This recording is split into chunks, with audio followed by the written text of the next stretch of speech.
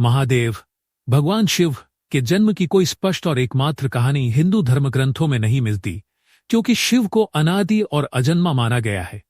उन्हें सृष्टि के आरंभ से ही विद्यमान माना जाता है और वे समय और स्थान से परे हैं। फिर भी शिव पुराण और अन्य धर्मग्रंथों में भगवान शिव की महिमा, अवतार और उनकी उत्पत्ति के विभिन्न संदर्भ मिलते हैं। यहाँ एक प्रचलित कथा प्रस्तुत है। भगवान शिव की अनादि उत्पत्ति अंधकार और शून्य था। न समय था, न दिशाएं। कहा जाता है कि जब ब्रह्मांड की सृष्टि नहीं हुई थी, उस समय केवल असीम न जीवन।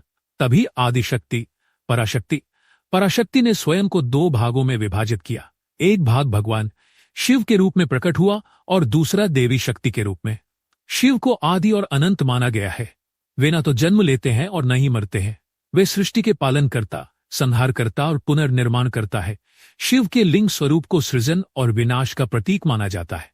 सती और शिव का संबंध एक अन्य प्रसिद्ध कथा के अनुसार प्रजापति दक्ष की पुत्री सती ने शिव से विवाह किया। सती के पिता दक्ष को शिव से द्वेष था और उन्होंने सती के विवाह को कभी स्वीकार नहीं किया। एक यज्ञ में सती ने अपने पिता की शिव का अपमान करते हुए सुना और दुखी होकर अपनी देह त्याग दी। इसके बाद सती ने अगले जन्म में पार्वती के रूप में जन्म लिया और तपस्या कर शिव को फिर से प्राप्त किया। शिव का लिंग स्वरूप भगवान शिव के जन्म से जुड़ी एक कथा शिवलिंग की उत्पत्ति से संबंधित है। एक बार ब्रह्मा और विष्णु के बीच श्रेष्ठता का विवाद हुआ।